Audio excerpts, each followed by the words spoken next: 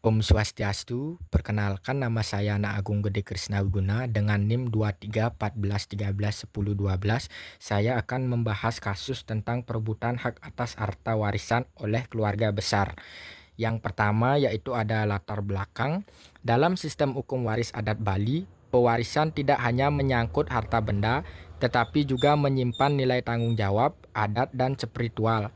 Namun, tidak semua warisan dibagi secara jelas dan tertulis.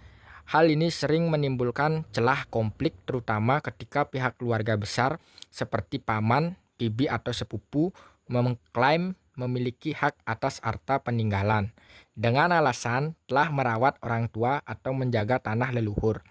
Klaim-klaim ini kerap bertabrakan dengan posisi ahli waris utama yang merasa memiliki hak mutlak karena hubungan darah langsung. Ketidakjelasan pembagian perbedaan pemahaman terhadap adat, serta absennya dokumen hukum sering memperkeruh situasi sehingga menimbulkan konflik berkepanjangan yang berdampak pada keharmonisan keluarga dan masyarakat adat. Selanjutnya ada bentuk konflik. Yang pertama, tidak diakuinya hak ahli waris utama. Keluarga besar menolak penguasaan harta oleh anak kandung pewaris karena alasan adat. Yang kedua, ada perselisihan atas tanah adat leluhur. Tanah yang secara turun-temurun digunakan oleh keluarga besar sering dianggap sebagai milik bersama. Yang ketiga, ada perebutan harta karena ketidakhadiran surat wasiat. Ketika pewaris meninggalkan tanpa wasiat tertulis atau pembagian resmi, banyak pihak mengklaim bagian warisan, termasuk yang tidak memiliki hubungan langsung. Yang keempat, ada perbedaan tafsir atas awik-awik dan adat lokal. Masing-masing pihak menggunakan tafsir sendiri terhadap aturan adat atau awik-awik sehingga menimbulkan interpretasi yang bertentangan dan memperbesar konflik. Ada faktor penyebab. Yang pertama, ketidakjelasan pembagian warisan. Tidak adanya surat wasiat atau pembagian warisan secara tertulis membuat harta warisan menjadi sumber perselisihan.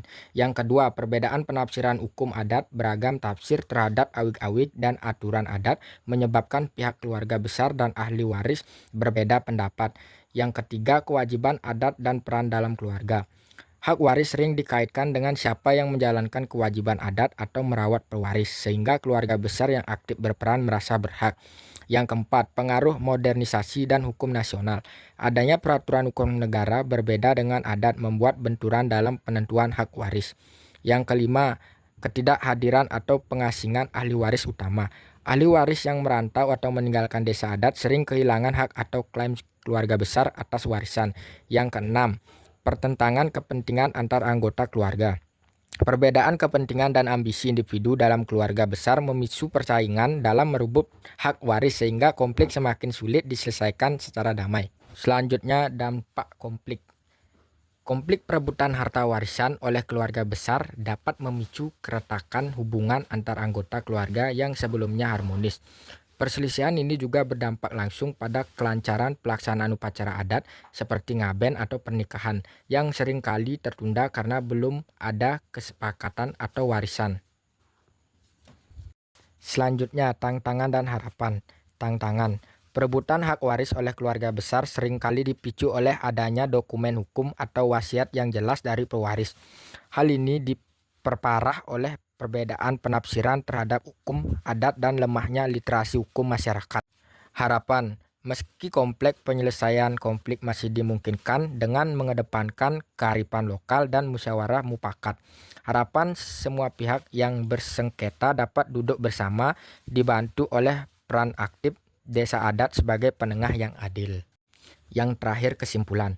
Konflik perebutan hak atas harta warisan oleh keluarga besar merupakan persoalan kompleks yang dipengaruhi oleh faktor hukum, adat serta dinamika hubungan kekeluargaan, ketidakjelasan pembagian warisan, perbedaan tafsir, adat dan lemahnya komunikasi menjadi pemicu utama.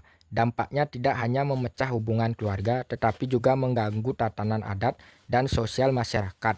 Meski demikian, kearifan lokal seperti musyawarah dan peran aktif desa adat memberikan harapan untuk menyelesaikan sengketa secara damai. Diperlukan sinergi antara hukum adat dan hukum negara, serta kesadaran kolektif untuk menjaga warisan sebagai pemersatu bukan pemecah keluarga. Baik, sekian yang dapat saya sampaikan. Mohon maaf bila ada salah kata atau perkataan yang kurang berkenan. Saya mohon maaf yang sebesar-besarnya. Saya ucapkan terima kasih.